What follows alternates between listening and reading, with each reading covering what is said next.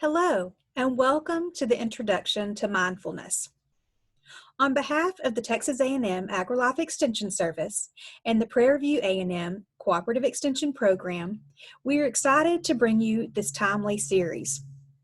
Hi, my name is Kelly Lehman, and I serve as County Extension Agent for Family and Community Health in Randall County.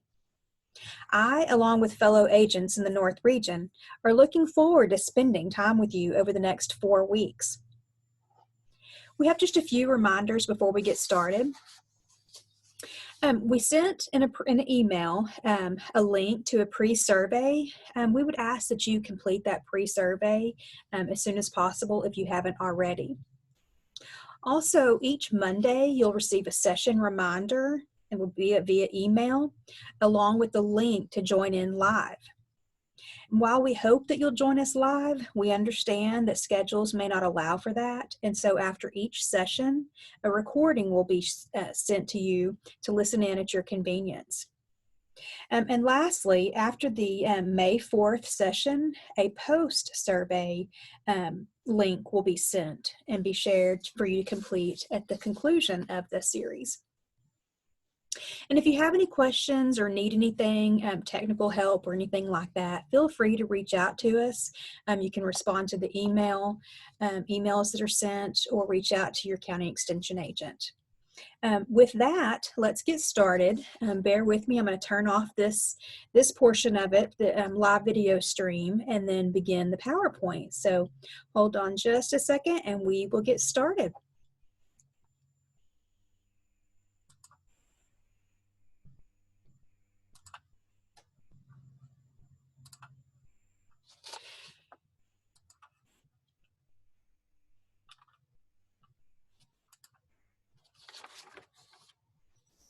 Okay, we were very fortunate. We were hoping, and some counties have, and others we were in the works of implementing this, the mindfulness curriculum that the Ohio State University Extension Program created, and we're really excited to bring it to you all. It's very timely in what we're dealing with now, and how to deal with that. So it was already in the works, but it's even more pertinent now. And so we're really excited to kind of bring you some techniques and skills and so forth. With that, the overview that I'm providing is just to prepare you for the start of the live series starting next Monday. But some things that you're going to learn today are just, we're going to describe mindfulness. What is it? Learn the benefits of practicing mindfulness and explore the available resources of mindfulness, and kind of talk about some of the things where you might use mindfulness in your daily life. Post pandemic is what we're all hoping for, right? And so we're going to learn some techniques and skills throughout the series that you'll be able to put into practice throughout this as you endure it, and then also later on. The Mindful Wellness Curriculum, it's designed to equip healthy adults with practice and skills to strengthen the mind-body connection and to promote holistic health and wellness across your lifespan. So during stressful times, it's easy to default to choices and practices that can be detrimental to future health and wellness. Mindfulness practice offers an alternative solution that's beneficial for both the challenging times as well as the enjoyable times in life. And so, like I mentioned, post-pandemic, we hope that you'll be able to utilize and put into place some of these, the practices that we'll explore.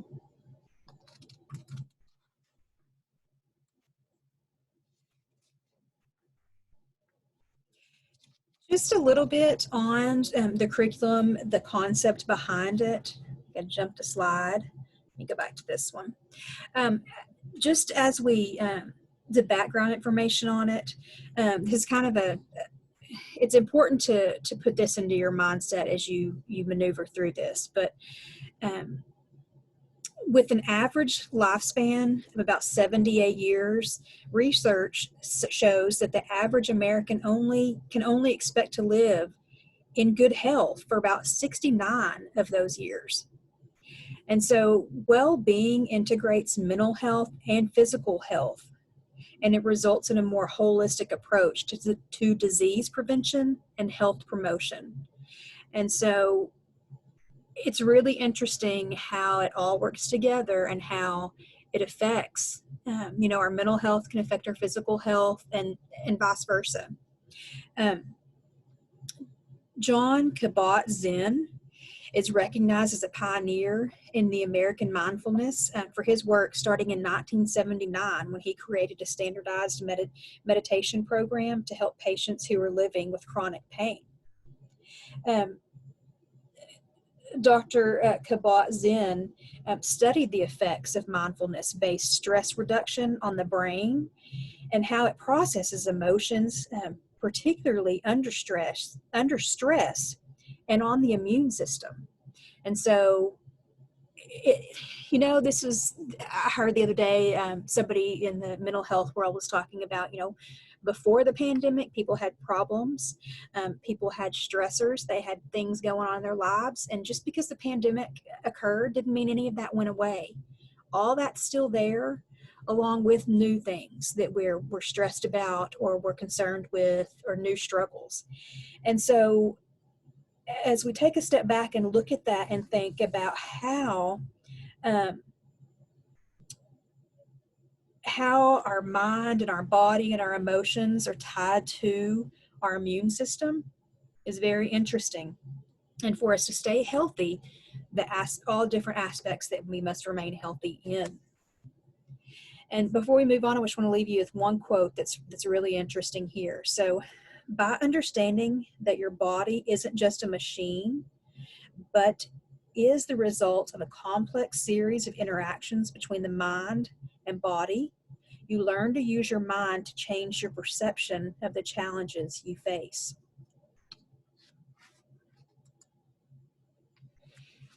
So stress. Stress, in a definition, stress is the response to a perceived demand, internal or external, on our mind, body, or emotions. And stress looks different for different people. We all have different ways that it affects us, physically, emotionally, mentally, could be all of those. So I want you to think about some times that you've been stressed. It could be minor stress, it could be huge, great stress, but I want you to take a minute and think about how it affects you. How does that affect you? Where do you carry your stress? Where does it manifest itself? So understanding your personal cues, kind of once you've assessed that, where it affects you, once you understand your personal cues, you can start to make space between that stress and your reaction. But you have to identify it first. And so we all probably, and I'm sure some of these y'all went over in your mind as I ask, where does that manifest in you? But some common responses to stress, and we'll go through all these different aspects of physical, emotional, and mental. But aches and pains, whether that's a headache, backache, tight muscles, clenched jaw, to maybe your energy level and sleep is off, you're feeling tired without a reason, maybe you have trouble sleeping. And then emotionally, your feelings, you may have anxiety or anger, helplessness, you may be tense or depressed. And then some other emotional signs might be easily irritated, impatient, or forgetful. And I'm willing to bet that at some point in time, we've all experienced one of these or a combination of these, the way that the stress affects us. And so I think it's worth mentioning again that understanding your personal cues can start to make space between the stress and your reaction.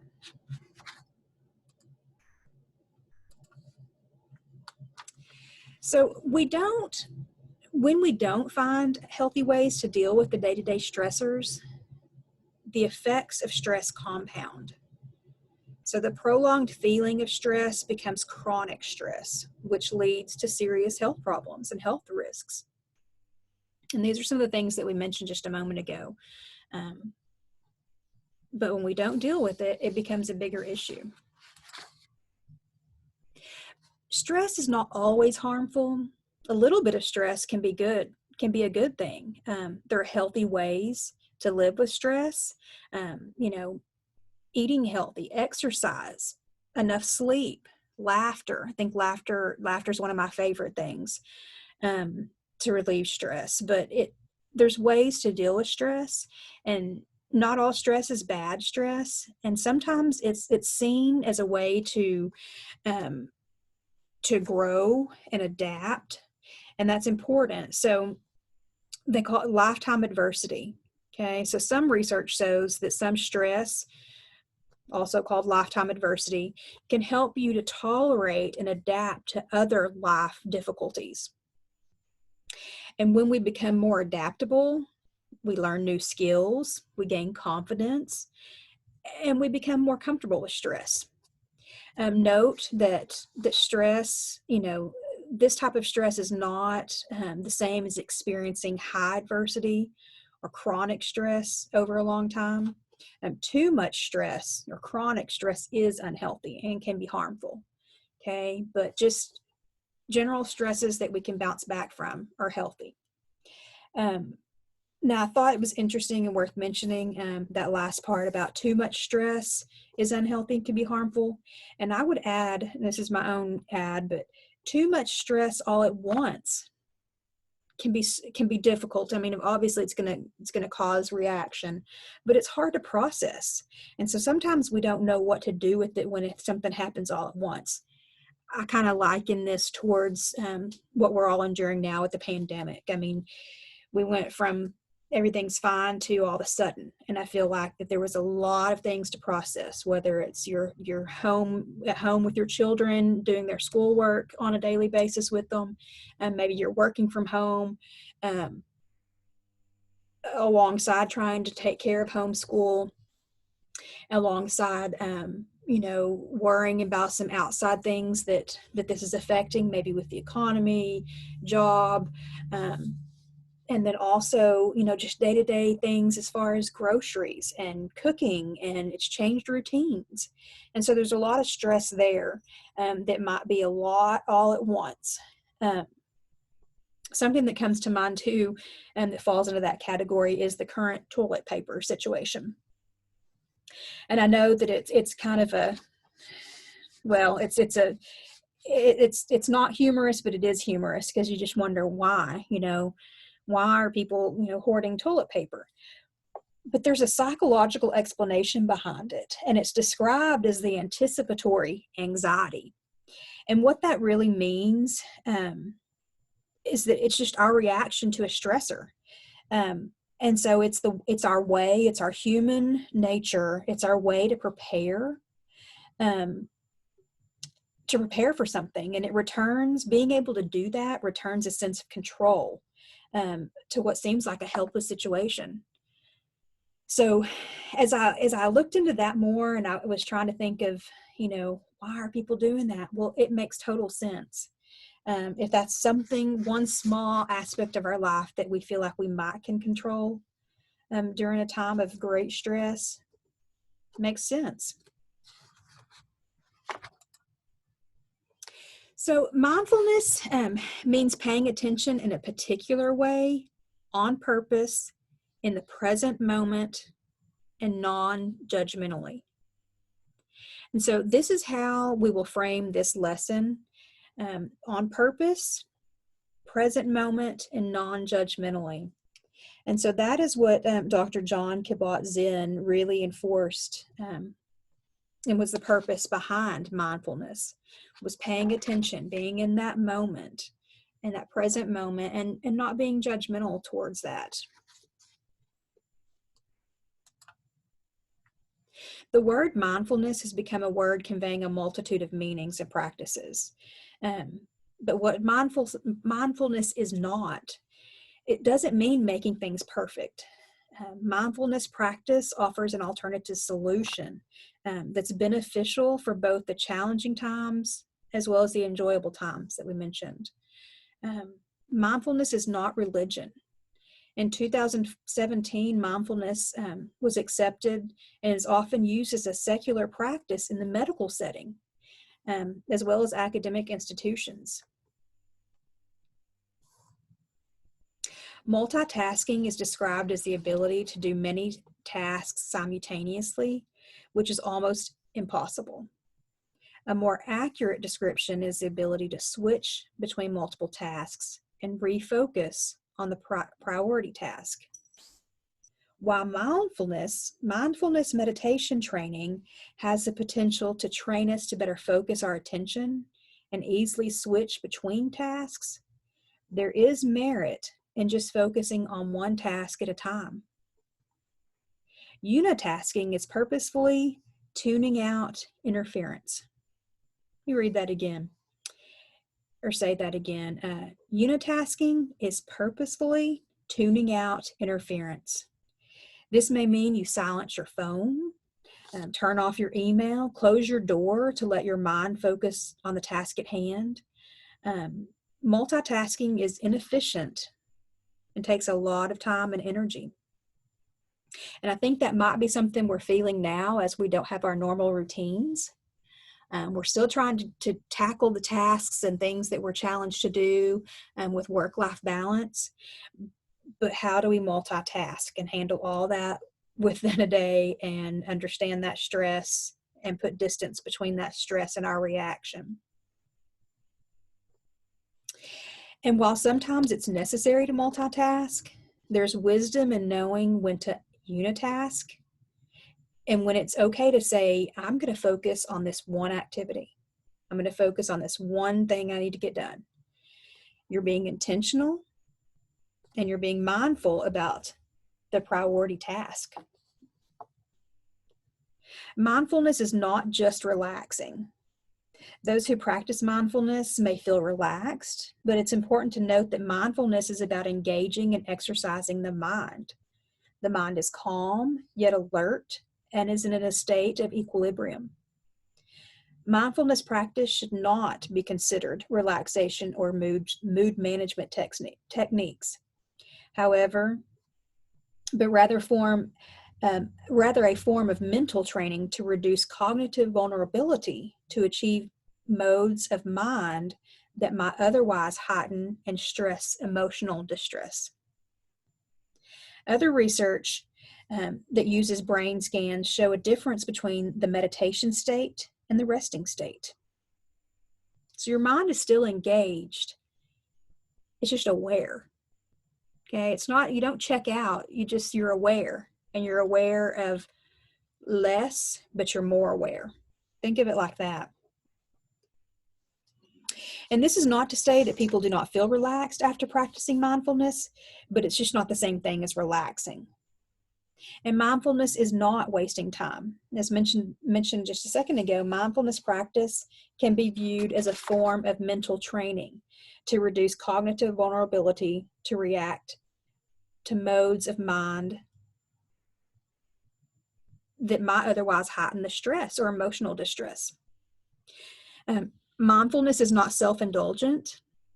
The mindful wellness lessons, they're going to be designed to equip healthy adults with practice and skills to strengthen the mind and body connection and promote holistic health and wellness across a lifespan.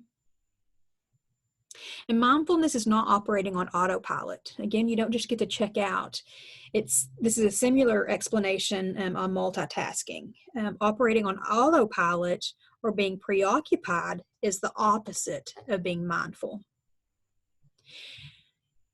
And so Dr. Jon Kabat-Zinn said, meditation is the only intentional, systematic human activity which is not about trying to improve or get anywhere else, but simply to realize where you already are.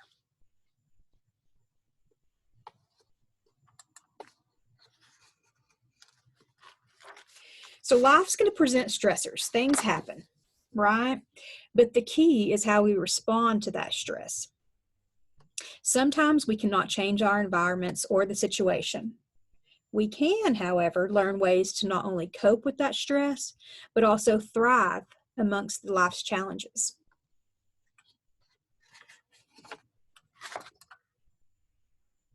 Mindfulness training has gained increasing traction in the recent years as a feasible and promising intervention for enhancing facets of both psychological and physical health development. Mindfulness is associated with a number of well-being indicators, such as decreased stress, anxiety, improved attention and memory, and ability to focus, strengthened immune system, and relationship satisfaction. If you're more present, you're able to accomplish more. If you're able to focus, it's going to help with those relationships. I think all the way around, benefits of mindfulness practice are well recognized there. It's important to note that the effects of practice may vary according, to the specifics of each practice and each person as well.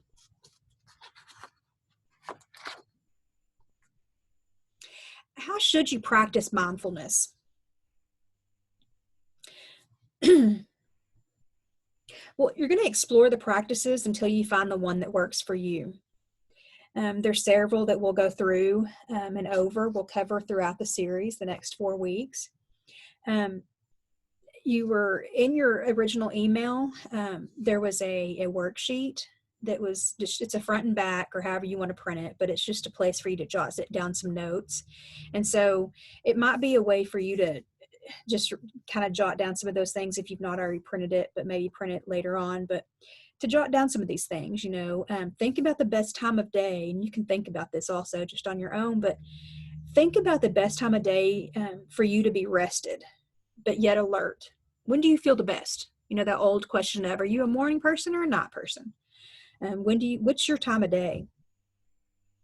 There's no specific recommendation on the length of time to practice mindfulness, but research does show that about 15 minutes or less of daily meditation will show benefits.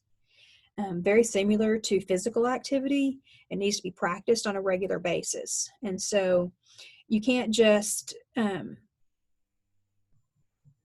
it's better to practice it for less time each day.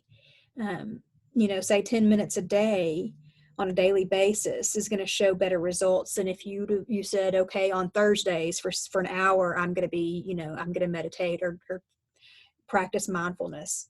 Okay. It's in small chunks throughout daily activities that you'll be able to accomplish and practice mindfulness. And so you're going to think about, when will this work for you? First thing in the morning, a break at work, before bedtime. That might look different for different folks. So think about that, and you may jot that down on your participant guide.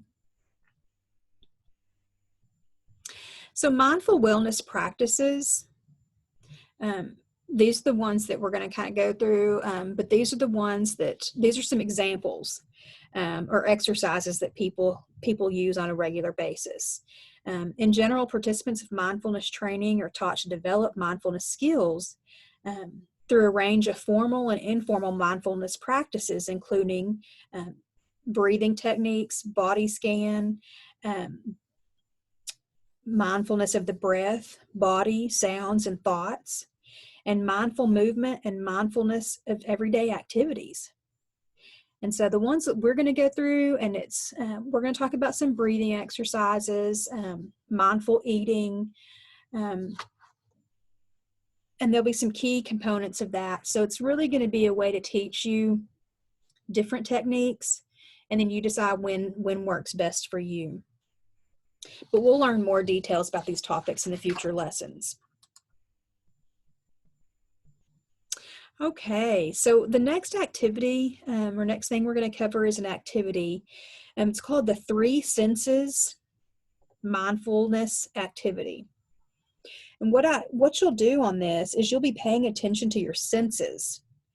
And it's probably one of the easiest ways to practice mindfulness. So when you tune in your senses, you're effectively living in the now.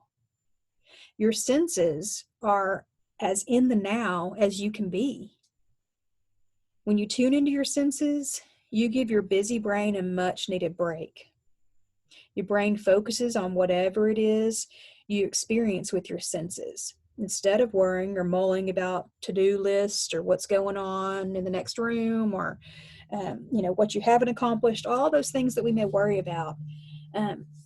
Focusing on our senses allows our brain just to be present. Even a short break from mental chatter oftentimes helps you to calm down. So to begin, you will focus on the senses to calm the body and mind. You'll pay attention to the sound, sight, and touch.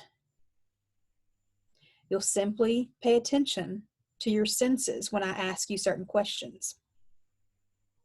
And it's okay if your mind wanders. Just listen again as I repeat the question.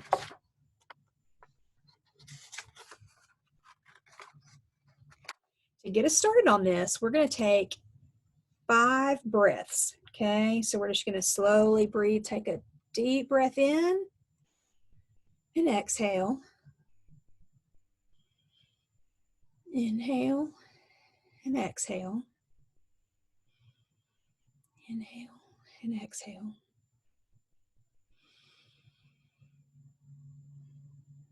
One more. Inhale and exhale.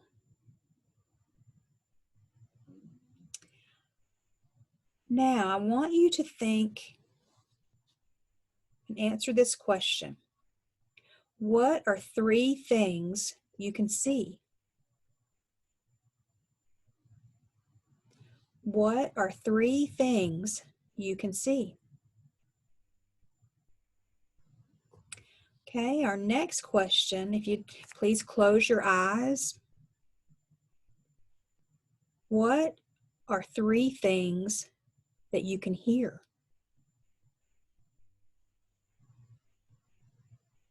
What are 3 things you can hear?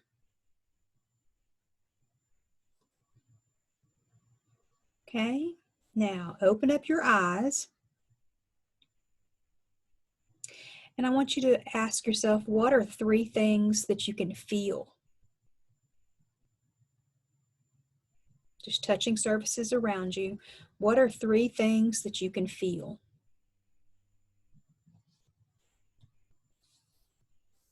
Okay, so I want you to think about, and this is probably more rhetorical because it is, I want you to answer to yourself though, because of the online version, pre-recorded. But what are some things that you noticed?